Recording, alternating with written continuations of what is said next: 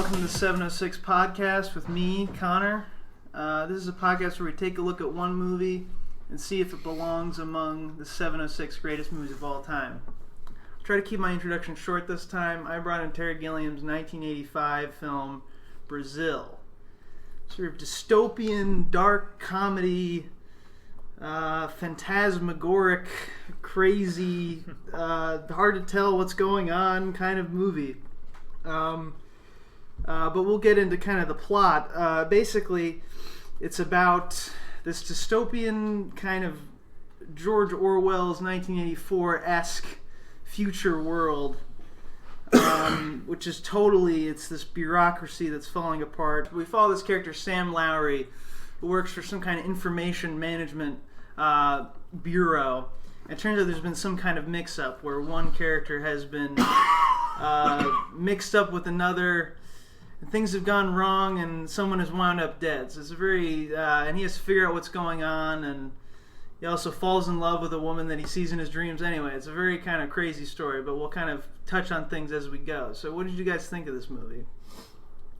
I mean, we've discussed it before, so if they want to go first. Okay. I'll go first. Have you seen this movie? No, I've never seen it. It's been on my list for a long time. It's a movie I know Connor spoke very highly of, and that I've heard nothing but good things about from people who have seen it. I know it's become something of a cult favorite, and based on how it's been described to me, it certainly seemed like the sort of thing I'd enjoy. And I did enjoy it. I think it's certainly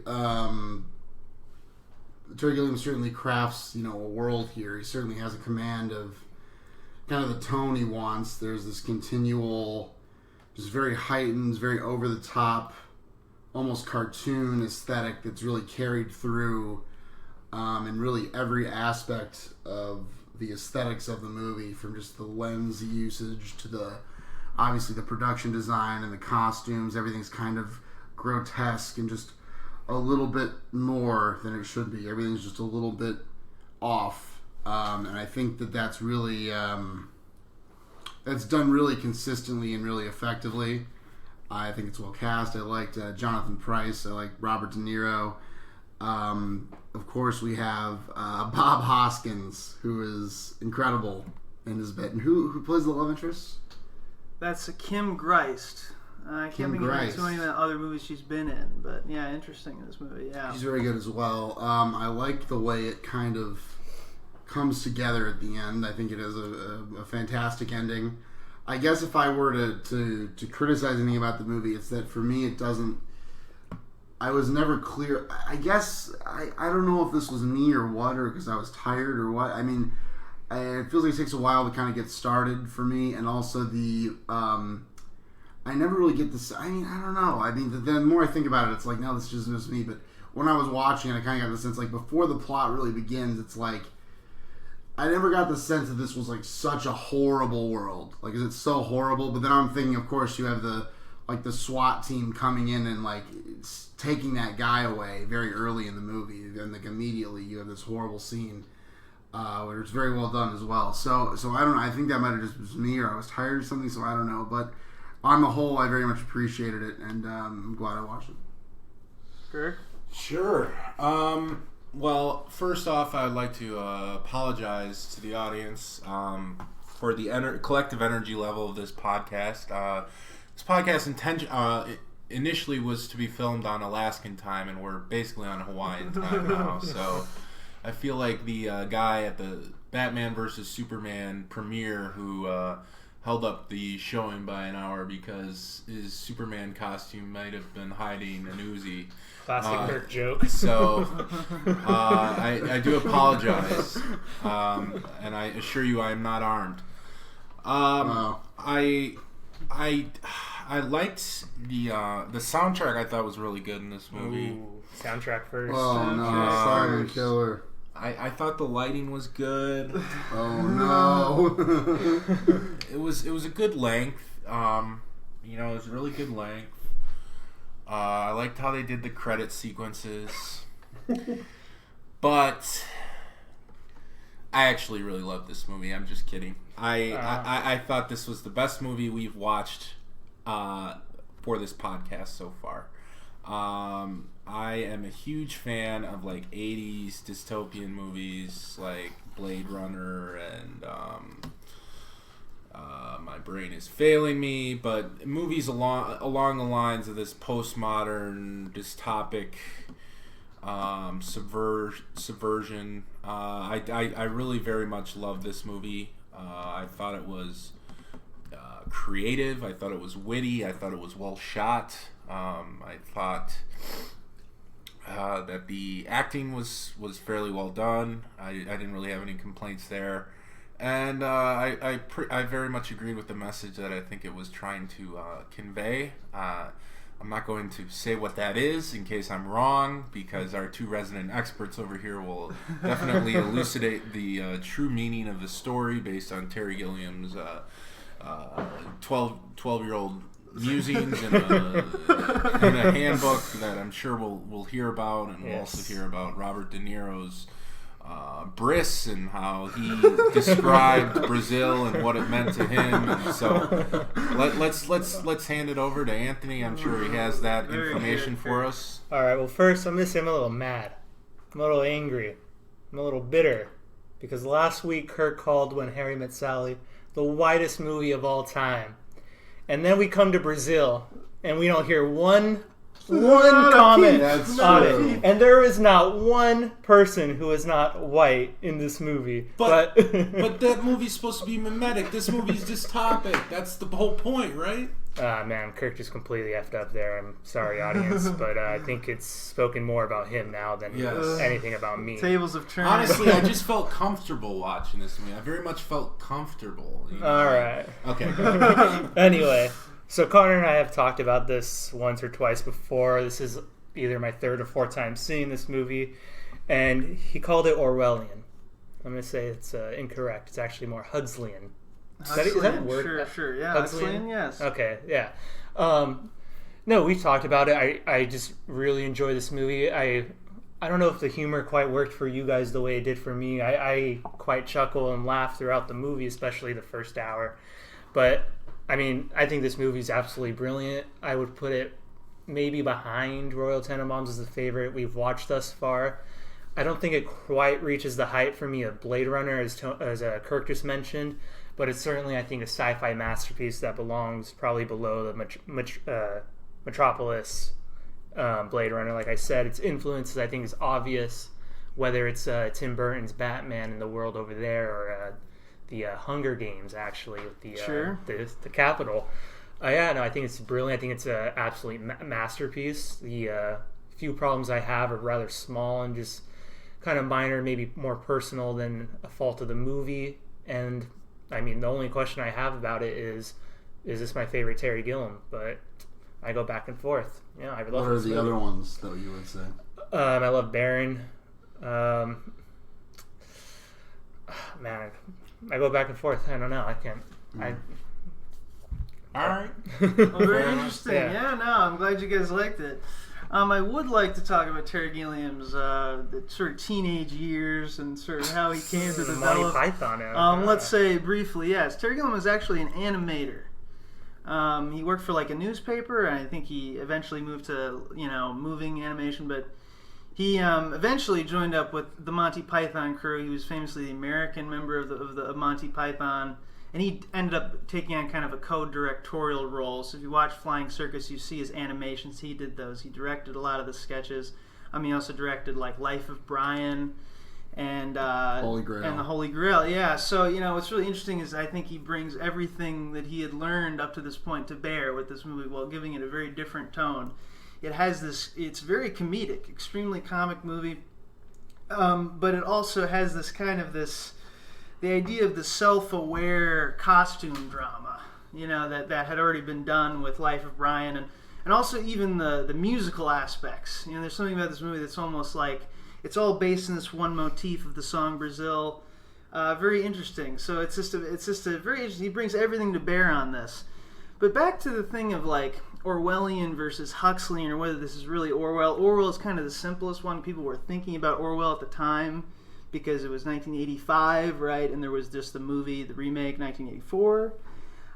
What's interesting about it is, there's a lot of things that are kind of similar. The sort of the all these screens that kind of remind us of the telescreens of Orwell. Also, kind of again the sort of bureaucracy, the huge gap between the proles and the sort of bureaucratic class. Of course, the whole movie is kind of very comical. The whole thing is about actually how completely inefficient it is, how bad it is at controlling things, and how bad it is at influencing people. But yeah, some of the notes are there. But and Terry Gilliam actually said at the time that he had actually not read 1984 when he wrote this. It's almost hard to believe, but I guess it's just, collective unconscious is just there. Sure, yeah. No, I mean, it is really interesting. But yeah, you're right. It's not really Orwellian. I mean, it is very different. But what's so interesting about it too is that, this is not like it's not even what he does so well is he takes this, this retro-futurist aesthetic here. That he actually, this is not simply the future as imagined by Terry Gilliam in the 1980s. This is Terry Gilliam's 1980s as imagined by Terry Gilliam in the 1940s or something. It's a very interesting sort of, we have the neon, but also the clothes they wear is very 1940s. And this is still a very influential thing for people who are into the retro-futurist thing. It's kind of like a fetish online. You can go and find all these image boards and stuff. Pretty interesting about dystopian or futuristic images from earlier times. So, it's very interesting what he does here. But let's get to Kirk and what he was going to say. What do you think is kind of the point of this movie? What is it really all about? I would say along the lines of kind of highlighting the inefficiencies of a Weberian bureaucracy and kind of the forbearing, the overbearing kind of stipulations that must be fulfilled and the kind of arbitrary pathways that one must go in order to access information.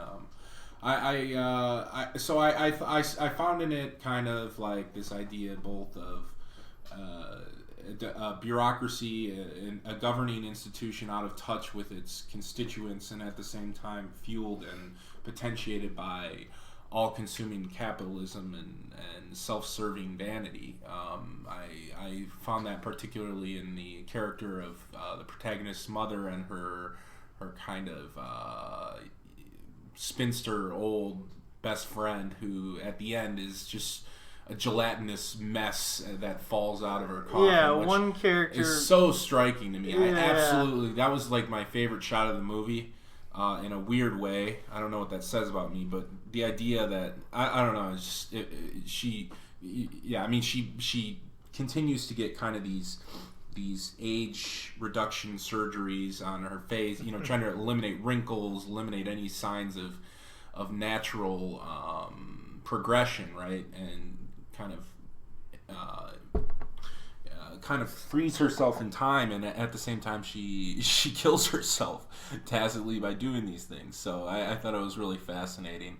I did also notice a lot of, or at least towards the end, and somewhat scattered throughout, there was this use of like Christianity and kind of at least Christianity within the context of like gaudiness and like I was saying, like consumerism. So I was wondering if that was a Gilliam's approach to how he believes Christianity currently is constructed, or if he thinks that it could be used towards that end in the future, and I'm not really sure. But overall, I very much, like I said, I did like this movie. I would complain that like certain things like the title, which is Brazil, like Connor will explain that, why it's Brazil. I wouldn't have understood why it was called Brazil in the theater in 1985, and I still didn't understand it watching the movie in 2016. And also, like, so he's, there are other decisions that might have been made just for, like, this idea of exoticism as opposed to perhaps any sort of relevance. Like, he's fighting this boss in his dreams, this kind of, this huge monstrosity gigantic of a samurai. samurai. I wonder why it's a samurai. Why does it have to be Eastern Asian? What What does that? What does that mean? What does that signify? Am I just too much of a sheeple to understand what a samurai has to do with kind of bureaucracy and capitalism? But I'm interested, Connor. About that samurai and Sam Larry's dream sequence. It's so interesting. These dreams he has, where he imagines himself as kind of sort of this Icarus-like winged knight. This strange knight, and this is kind of the big theme of Gilliam's, is this kind of Don Quixote theme. Is why it's so disappointing he hasn't made his Don Quixote movie. But basically, it's this thing about imagination, escaping from reality by aspiring to something maybe older, fantastical, more pure. And that's what Sam Larry imagines his dreams is where he first sees, the love of his life, the girl of his dreams. And he fights against this. And as for, I don't know the answer to that myself. Maybe just Gilliam just kind of liked the aesthetic of it. It's sort of contrasted with Sam Larry's own kind of Braveheart-esque armor or something, a kind of a West versus East, or sort of a Western sort of self-reliant, freedom-loving spirit versus a sort of an Asiatic, despotic spirit or something. I mean, of course, these are like tropes, but I think Terry Gilliam likes that kind of thing. He likes to use tropes and old stereotypes, for the sake of fantasy and just pure imagination. So I like that you brought up the Icarus thing, because I did not notice until this time watching it how concerned Terry Gilliam's film is with flight.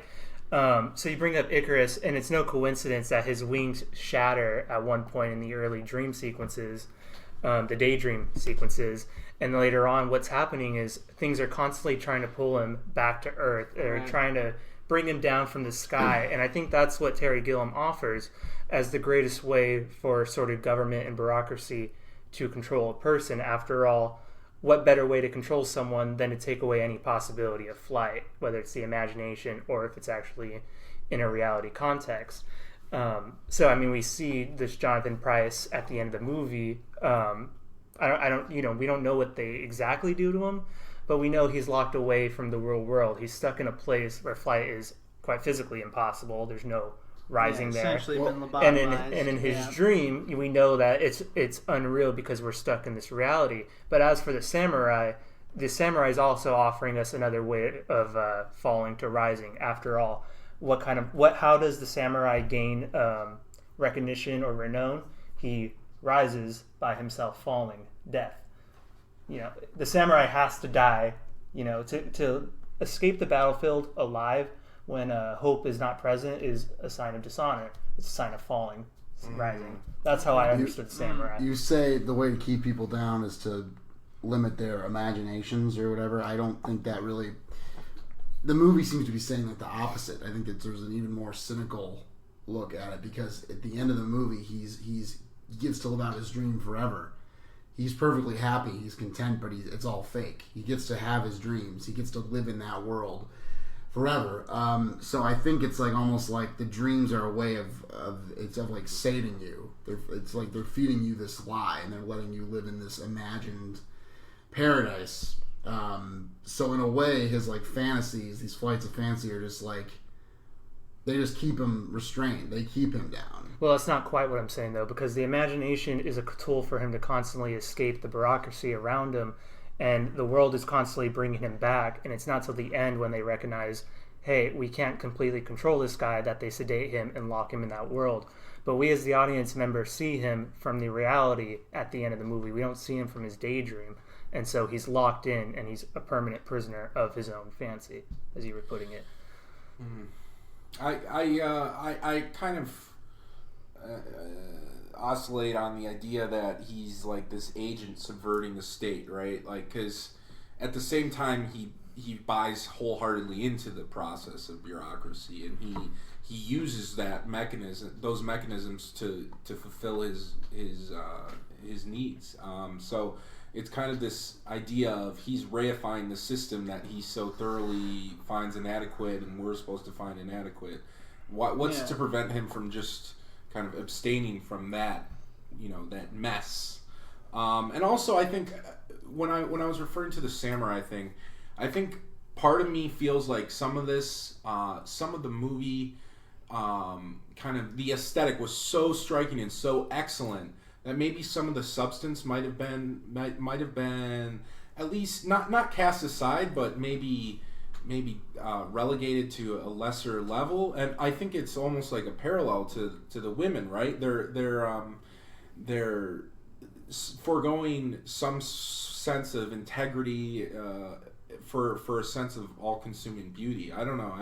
I just and I had the same problem with Blade Runner. I think that some of the elements in Blade Runner are just like random for the sake of being random and shocking for the sake of being shocking, and they don't necessarily tie into the story all that well, except for the fact that they're exotic and they kind of titillate us in a way because they're so foreign, yet they're kind of graspable in their own way. But that's just such a minor complaint. I may sound like I'm actually harping on it. I'm not. I really, really did love this movie. I just want to understand. You're saying the striking aesthetics are almost like a distraction from the themes. Is that what you're saying? The substance, or they overwhelm the theme. Like what they overwhelm it. They might dilute it, and they may even detract from it. I don't really agree. I think that they create a feeling. They create a tone that really carries you through the movie in a very effective way. I think the humor is very effective. I think the use of humor just makes it more palatable without compromising, obviously, the darkness of the story. And just even stuff like when the scene, like they've shown me this. I'm cheating because they showed me this clip in numerous film classes. I've seen it numerous times, but the scene where he's strapped to the chair and his buddy has the baby mask on and he's walking up to him, like they're using the this very wide angle lens, and when he turns to the camera, it's all warped and distorted or whatever. But just stuff like that, which again is unconventional and striking, it serves to heighten just how grotesque and frightening it is. I don't think it's arbitrary. I don't think he's throwing things in because he thinks it looks cool. I don't know who I would say does that. I mean, that's not a criticism I often use, but I think here it all works. I think there's a rigor. I think there's a intentionality to every decision. Honestly, I think it speaks to a very cohesive vision for this world that he's conceived. So I would disagree with that. I mean, I don't think everything is perfectly premeditated. I think that would be too exhausting in a world where arguably like 55% of it is complete fantasy and 45% is like a reality, right? And so I don't know. I think that some of the decisions are kind of like throw a dart at a board and just what looks good, right? Like that's not bad. That's not necessarily a wrong thing. I don't think there's some sort of symbolic gravitas behind every single decision, like how the tram car looks and how the windows look and how those have an effect. Those are like an Art Deco style. They continue that theme though that's running with the architecture. Yeah, but I don't These aesthetic choices though impact us and how we interpret the movie, and whether or not they were intentional in that way, which I believe they were. The effect on us is what's important. Okay, and I'm telling you, the effect on me was kind of bewildering at times because I didn't really know what to read. Like, for instance, in that samurai scene, I just didn't understand what. Or when his boss is coming out of the ground, like as a fucking rock troll. Like, what the fuck is that? Okay, maybe I'm just stupid. I don't know. I feel like a lot of people watching this movie would say the same thing. I thought the boss's the rock thing was quite literally the ground pulling him down. Yeah. His boss being the one who wants him to stay with him because he can't get any work done by himself. Yeah. He needs Sam to... Note to self, watch every movie with 3 very smart people. And I'll agree with you about the samurai, though. I don't quite get what he was going for with the samurai. I think it's fine. It is it's a bit of a puzzle. Yeah, and there's a lot of just tantalizing details. But can you explain the Brazil thing? The song, I have the kind of a spiel about the song, and I may be wrong. Maybe someone else who's figured this out independently of me. I haven't really sought out an answer. I've been trying to figure out on my own. Basically, it's like the song Brazil. It's based on this 1939, actually Brazilian song Aquarela do Brasil by Ari Barroso. Kind of a very popular song in the 40s. It's got that bum bum bum bum bum bum bum. It's the samba beat. It's very catchy, and that's certainly one reason to use it. It gives this real energy to the movie. It's a motif that just comes back again and again and again. But as for the song itself, it's interesting. One kind of bit of trivia about it is that it was criticized a lot, both in Brazil and in America, because it was sort of this kind of meaningless, patriotic kind of nonsense. The lyrics of the song in Portuguese are like, "Oh, my Brazilian Brazil, I love you so much. You're the Brazil for me," that kind of thing. And this was written during a fascist dictatorship that had ties and openly described itself as allied with Nazi Germany and that kind of thing. So it's kind of still, it's a thing that had a real bad taste, left a bad taste in the mouth of a lot of people, and it had this strange air to it. Such a joyous song, so catchy, so vibrant, yet also symbolizing this kind of evil thing. So I wonder what it all means, and what the Brazil, what is the Brazil? I was watching it this time. I found that the song always seems to come up, the kind of the bum bum bum bum bum bum bum. That part comes up whenever there's kind of industry going on, whenever things are going well. There's a bit where it comes in, but it's like a darker version of it too. When he's being chased, it's like bum bum bum. But it's like a minor version. It comes back, the minor version. Yeah, and there's the kind of bum bum bum bum bum bum. That part, which is literally where the lyrics of Brazil come from. Is when Brazil, oh Brazil, comes in. That's kind of when there's a positive. There's a rising above the system. So one represents the system working, another represents the system being overcome. But yeah, I don't know. I mean, I think it is something to this effect of this is a sort of I think this tells us something about the fact that even though this seems like this kind of, I don't know, it's difficult to explain. Anthony, do you have something to say? Well, this is cheating as well, because this is from his book. But just on the subject of the song's structure itself, the part that Connor so wonderfully hummed for us is again a separation of 4 notes, and between those notes they're paired in 2s, and those pairs are an up, a down, pluck, right? So again we have this rise and the fall, as Gilliam states in his book. I can't remember the title, but that's again cheating, so I'm using it here to support my theory. Right. Yeah, I mean, I didn't care for the title. I think it's a little bit of a stretch, and I also think it plays on what I talked about earlier, this theme of exoticism. Maybe it's because there was this really, really pretentious kid in my high school that was we were at a party senior year, and he's talking, they're talking around the table, and he's like, "Oh man, dude, I have you seen Brazil? Oh, that movie's so great." I was just like, wow, you must be so fucking cool. But no, I perhaps I'm intimidated by the esoteric intellectuality of this movie. But actually, I understood a great deal of it. I'm just referring to the title and to some of the concepts, some of the motifs that I find to be arbitrary, but which can be explained. But if they need to be explained through perhaps an autobiography or by extensively searching a classical music database, I mean, is that really sufficient? I don't know. I think that's more than sufficient. I think it's interest. I mean, it's fun. He's asking us to puzzle it out. We come to this movie, as we are. We don't. Well, we come to the movie 30 years later, so we're in a different context. So we do have to meet it halfway. Yeah, but I still don't think we can't expect the movie to everything to work perfectly. You know what I mean? I still don't think the 30 years accounts for the title. No. You say we come to the movie as we are, and that's true. But sometimes you got to put in the work. I know what you're saying. A lot of times this is a question. Isn't this the most arbitrary title for a movie ever? I don't think it's. Think of a more I'm saying there's a. I could think of a million more, but no. But I'm saying. Give me one.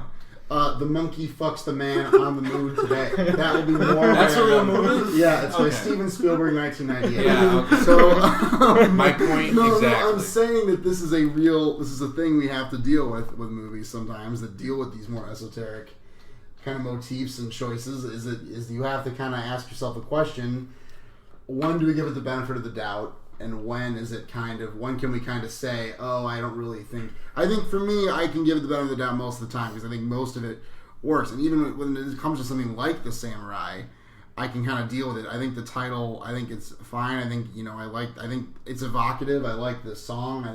I can deal with it. I can trust him. I can read about it later. I don't have an issue with the title. Okay. Also, just as a side note, in terms of the context, since this is the 80s and Russia's still, under somewhat of a communist regime, we're still years away. Well, not years, but we're still quite some time away from its fall. And also at the time we have South America and American government, particularly Reagan, worrying about whether some of these countries are going to become following the Russian example. Think about that element. So, yeah, we have Colombia, of course, making a transition during that period. And I'm unfamiliar with Brazil, but I wouldn't be surprised if, Terry Gilliam is conscious of what's going on there. He's a much smarter guy than I think I am. When the movie was released in Brazil, actually, it was shortly before the fall of a dictatorship. So people thought that, or shortly after. So people thought it was all a big metaphor about Brazilian government. And there's your title right there, Kirk. Yeah. Terry Gilliam said no. Terry Gilliam said no. Here's the thing. I think it's because he had the song. The song for him captures some spirit of the 1940s and something. I think it's the 40s element of it, the fascist element of it, the totalitarian but also vibrant element of it, the phantasmagoria of it. And I think then he figured, why don't I just call the movie Brazil? Because it's sort of a movie to the soundtrack, to the song. Call me a cynic, but I don't think if that song had been originally titled Kyrgyzstan, we would have gotten the same title to this movie. I think there is an element of rhetorical. I don't understand. Of course, it's supposed to tell you how it sounds good. Sure, no, but the exotic and like I said, I feel like it sounds good first, and then he's like, "Oh, let's fill in the dots later." I just think that's I don't know why you hold that against the movie. That's like a weird distrust of Terry Gilliam to me. You can trust Terry. Trust me. I like to believe that he is knows just what director. He's not the kid at your party. He was not Terry Gilliam. He is director for me. I'm somewhat familiar with Terry Gilliam, but yeah, for me it's just I feel like it plays to that idea of aesthetic before, or at least aesthetic. Aesthetic initially, and then kind of filling in the subtext later. But I like I said, I very much enjoy this movie. This is a podcast. I'm being argumentative for the sake of being argumentative, and also to make Tony uncomfortable. But you definitely succeeded. Yes, I'm extraordinarily uncomfortable. Yes. Well, we've grilled Kirk enough. We worked through a lot of issues with him about his old friend and his party. But now we should come to the voting portion. We're just scratching the surface. I have so much more to talk about, but I won't be able to keep my thoughts straight. So let's just cut to the quick. What do you get? What did you guys think? Does it make it in or doesn't it? So, in the words of the name of a band, the Yeahs. Cool. Tony realizes he's been giving out too many no's. I think he's gotten some backlash on fan forums, so he's starting to vote yes. He's a yes man. Do you guys see this? See what I do? This has gone nowhere. I was getting this he's starting a thing for no reason. I said all yes. All right. Let get Kirk vote. Okay, yeah, I will vote. Montevideo, Uruguay. And you read that as you will. There's actually a song. I vote that he doesn't get to vote the next 3 episodes. I vote yes. This is a great movie. It's an excellent movie. I loved it. I loved almost every second of it. Well, I wouldn't have known that based on the last 20 minutes. But no, final note. I just realized based on the credit sequence that Tom Stoppard also has a screenplay credit. Very smart, very great man. Look him up. And of course it's a yes. So there we go. 3 yeses, unanimous? Unanimous. Well, let's play the sound effect for Brazil. I think that should be in the future for unanimous yes. And I want to say one thing about the protagonist, the character, the actor who played him, Jonathan Pryce. He was in Pirates of the... You guys were asking what else he's been in. Game of Thrones. Pirates of the Caribbean. Thrones. Oh, he's in Game of Thrones. I didn't see him in Game of Thrones. As who? He's in the newest season. He plays season 5. He plays He was Orlando Bloom's dad in he's Bootstrap Bill Turner in Pirates of the Caribbean. Also, I think one memorable role, he played some character in like a Command and Conquer 3 or something. He's had a kind of a terrible career for the role he played and how great he did in this movie. But anyway, let's move on to the fan favorite, as we like to call it. This is where you guys bring in a movie and I get to judge which one will be the next. I will go last since I have gone least recently, I will let these other two. So you're opting to go last. Yes. Let's go with Anthony first. That's fine with me. So, I've had my movie selected for a week, and I'm already regretting it. Okay. But I'm just going to say that I looked at the films I've picked over here. The Royal Tenenbaums, When Harry Met Sally, Anomaly. And on the, at least superficially, I picked all the cute movies. I picked all the cute ones. the cutie. So I'm going to go dark. I'm going to go gritty. I'm going to go disturbing. I'm going to go to a movie that I think is quite possibly very scary here. It terrified me anyway. And yeah, I'm talking about animation, a genre we have not covered. I'm talking about 2009's Coraline. Coraline, wow.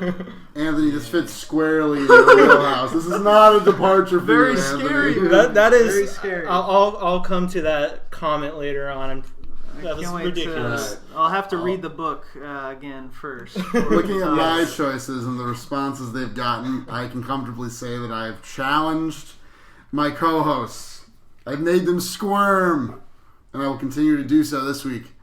My film is Cachet, a.k.a. Hidden, and Mikhail Haneke. It's a good movie. Wait, what's the name of the movie? Cachet. Oh, okay. Hidden. Yeah. Hidden as well. Sometimes it's called. Oh, so there's multiple names. What year is that again? 2006. I think. Okay. Okay, very good.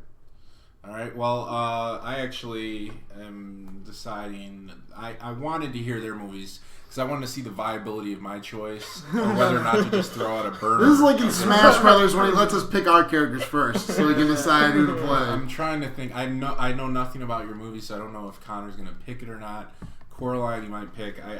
I'm gauging my my chance of winning around 7% at home. Wow. Oh my god! So Get you're your- doing it now. The real anti-jinx over here. Get to your bookies now, folks. Vegas is running wild. I'm not going to throw out the one I had, ready-made Just for pick Connor. one, Just go. for All right, God's man. sakes. I'll pick. I don't know what year it was made because I didn't go on IMDb. I don't know who directed it. I know it's Promising. called It Takes Two. It's with the Olsen twins. And it's co-starring Kirstie Alley. Wow. And also, who is the... Oh, and never mind the 8% on Rotten Tomatoes, folks. That's an anomaly, all right? That's nothing. Oh, yeah, Steve Guttenberg is also in it. It's actually a really great movie. I've probably watched this movie about 6 times. It's about these these twins that are separated at birth, and one is sent into like the orphan or the child welfare system in New York City, and the other is kind of raised in this very gaudy environment. So it's kind of this clash of cultures, and there's some switching involved, and it's just typical twins hijinks. And in light of the preeminent Netflix original coming out recently, that is Fuller House, I thought we might as well fill in the missing 2 characters with their own masterpiece. So, Quite an intro, Kirk. yes. Yeah, that was longer than anything else we've done. this episode. yeah. I think that was longer than the whole Does your episode put movie together. really merit a 5-minute intro? Well, That was a Ben I Malkovich should over have said. here. I should have just All said. right, It takes 2. I'm gonna rebut. Rebuttals, I didn't say a please. single thing about my movie, by the way. So Yeah, maybe I should exactly. say it. I Yeah, don't know. Yeah, I know this movie already. So you Well, know, no one yeah. else does, and Well, Well, I everyone saw knows it. it but you, actually. But, Oh, so everyone at home, he knows what the audience knows. Yeah. Okay, that's cool. You're Well, sentient. Connor, I think I've seen it. Did you see it? Yeah. Oh, you saw it? Didn't we watch? I've seen a little bit of it. Oh, you've seen a bit of but it. it's perfectly worth a rewatch for me. But yeah. Oh, see, I thought half of us hadn't seen it. No. Now That's- you can't That's pick no it. obstacle. That's no You obstacle. can't No, just pick keep it. going, just no, stop. all right. Please explain the premise. Well, there's a guy in the movie, and he gets a. God damn it! There's a guy, and he gets a videotape in the mail, and he puts it in his VCR, and lo and behold, it's of him. He's being spied on. It's a thriller premise, but it's like an anti-thriller, like an anti-joke. So there you go. It's kind of a deconstruction sort of deal. It's very interesting. I think it's easily the best thing this director's ever done. A lot of his movies kind of don't really work for me. They seem a lot of the time like they're like kind of rubbing your face in unpleasantness or just going way out of their way to alienate the audience. This is a movie that sort of has that, but I think it all really works. I think it actually fits the point he's trying to make, and I think it's a very fascinating movie. It's one of my favorite movies. As for what it has on these other guys, I think the thought of watching Coraline again, it's a fine movie. I feel very bored at the prospect. That movie has very little of interest to me. I totally forgot about it as soon as I watched it. Kirk, I don't even know what's going on with him. We just watched Barney. I mean, why are we going back? Who suggested that? That wasn't mine, but it was Mystery Movie Madness. This is actually it was Mystery Movie Madness. I actually enjoy this movie very much, and I don't think Tony. Did you enjoy Barney's? In a way, yeah, I did. Okay, well, this is better than Barney's. All right, this is we'll be the judge of that. movie. All right. So anyway, I think I have the best movie. I'm guessing. I haven't seen your movie, but I would guess, and I think you said this week as early, that I have the best of these three movies, and it lends itself to some good discussion. All right, gotcha. Anthony. Oh well, okay.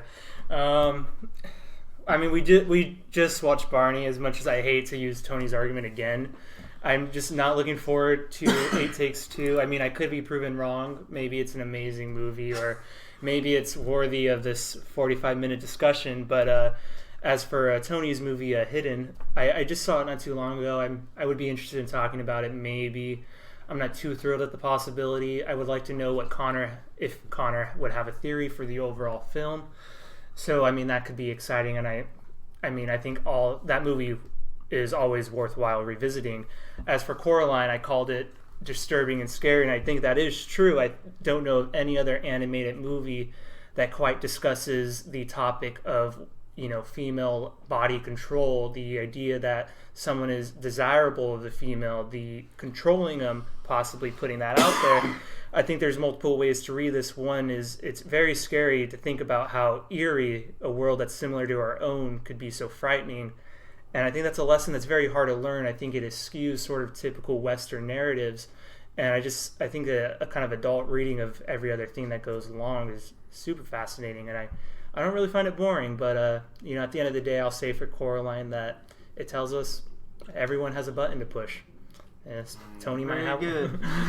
Even Tony. Kirk, I'm giving you 5 seconds. All right. Use all your time. Time's up. I'm sorry, Kirk. No. Tony, you suggested cash. I'll take credit, all right? And I give credit to It Takes Two for being the best movie of these three. And as for Anthony, I'd rather snort a Coraline of bath salts than watch this fucking trash. All right, both of you guys. That was the most labored rebuttal I've heard in my life. It started off pretty strong with the cash and credit. I guess I should have said, "Oh no, your movie sounds too much like a movie I suggested, which sucked ass." All right, so don't pick it. It was for Mystery Movie Madness. The rules for Mystery Movie Madness are different. This, in all honesty, guess what my favorite movie was directly preceding It Takes Two? Being my favorite movie. Spice World. Exactly. Did you guys enjoy watching Spice World? I very much did. Okay, that's all I have to say.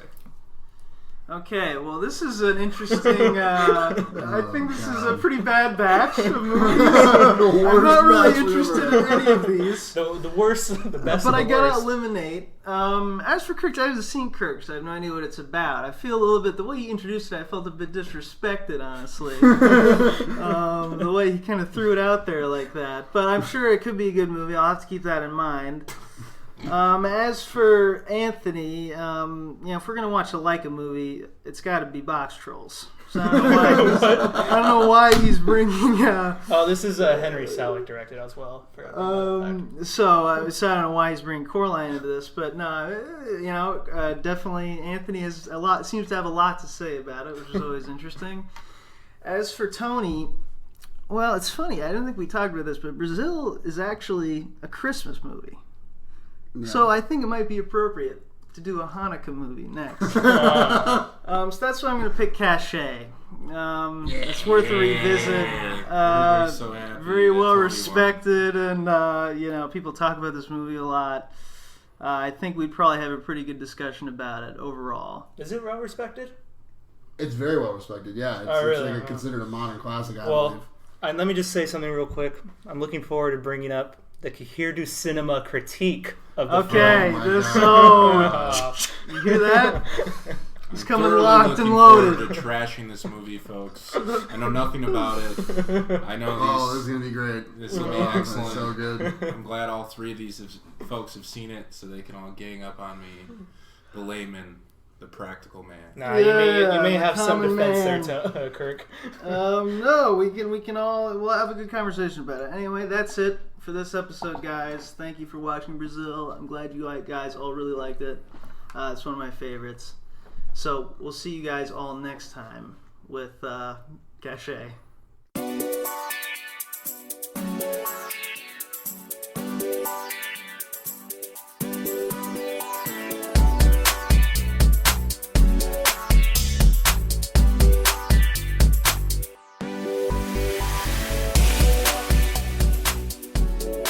Welcome to the 706 podcast, to our first game show segment. This is what I call the Netflix name game. Before I start, I do want to say that I have one correction and clarification to make from the episode. I did say that Jonathan Pryce actually played Orlando Bloom's dad in Pirates of the Caribbean. Nah, he played Elizabeth Swann's, that is Keira Knightley's dad. So, sorry about that, Jonathan Pryce. It's been a lot better stuff than just Command and Conquer games, by the way. I'm sure the commentaries are going wild. And I know. He was in Listen Up, Philip. He's in Listen Up, You Philip. guys stop flooding our message boards, telling us that it was actually Keira Knightley's dad. Please. I want the truth All to be those out there. price heads out there, those JP maniacs going after us. I know you guys trust me. So anyway, now let's begin with the game. The Netflix name game, very simple. I say the Netflix description of a movie, and you guys have to guess what it is. I kind of have a personal bone to pick with Netflix names. You'll kind of see sort of the pattern that they take on here. But let's begin with one I think some of you may already know, actually. I think this was sort of, I previewed this. But, and I know Kirk's going to cheat. I know Kirk's going to cheat. I can see him looking over here. Look, blatantly cheating. He's licking his lips and rubbing his hands together. I don't want to cheat. Saying, oh yeah. Keep your eyes on Tony. If it's the one I saw, then I won't. It's very difficult. Anyway, you guys probably already know this one anyway because I've talked about it before. But, okay. The hitman loves burgers. His partner's a preacher. Pulp and his Fiction. girlfriend's... Okay, you got Wait. it. Let him read the rest of the thing. Part of this is just the nature of the quotes. The hitman loves burgers, his partner's a preacher, and his girlfriend's a druggie. Sometimes crime is a work of art. They're all Human these Centipede. kinds of they're very kind of trailer worthy, but like for the very wrong kind of trailer. It's very strange. You know what they call a Big Mac in France? Quarter that pounder was with pretty cheese. good, too. You know, I gotta say that is the worst description I've ever heard. That's a pretty bad description. It's awful. It's kind also of inaccurate. factually How do you wrong. describe? It's not his girlfriend. Pulp Uma Fiction, Thurman is though. not his girlfriend. How would we Netflix describe that shit? That They'd movie? say a wild collection of tales by Quentin or something like that. You wouldn't have to do that. That sounds lame. Okay, I how mean, about at this least one? try. How about John this one? McClane takes up boxing. That's how I'd start it. Okay, like you guys all know this one. Their parents think they're lost, but they found each other in their own private, wonderful world. Wait. Is this the Lindsay Lohan movie where she plays two people? No, that's Parent Trap. Trap? That No, sounds like it wrong. would work. That's That's kind what I of true. actually That thought works. of, yeah. That works for Parent Trap. They found each other in their own In wonderful their own world. private, wonderful world. I can't even begin. Osmosis Jones. Osmosis Jones. Give me a guess, Tony. Mean Girls. Mean Girls. Wrong. It's Moonrise Kingdom. Oh, Interesting. Yeah, kind of a little bit dumb. It fits. It kind It of fits. fits. Yeah, it's but more accurate than Pulp Fiction. It I like fits this in better than that. retrospect. Like you could. I frame it prefer for I anything. prefer Pulp Fiction, to be honest. All right. Well, we got some more here. Let's see what we got. Let's keep All right. going. Some How more. about this one? Wait, who's winning right now? Next up, we're doing Anthony's practical winning. movie Anthony's descriptions. winning. Anthony's winning. I bet Kirk's gonna cheat. I'm not cheating. Yeah, Kirk, Promise. stop getting closer. He's giving me cheaty vibes. Okay, here's this one. Playing by the rules? That's for teenagers who don't know how to wrap the whole world around their finger. Ferris Bueller's Day Off. Yes. Very good. We need to talk about this movie at some point because it makes me. Hearing the description makes me even more angry. Hearing Tony's criticism almost makes me want to defend this movie, but I might. That's side with- indefensible, Anthony. You know you can't do It's an E. It has its Defensible. fans. What do you mean? Indefensible. It has fans. I was going to name a famous person who had his fans, but then I held back. There's a certain individual who had lots of fans. Stand up and say it.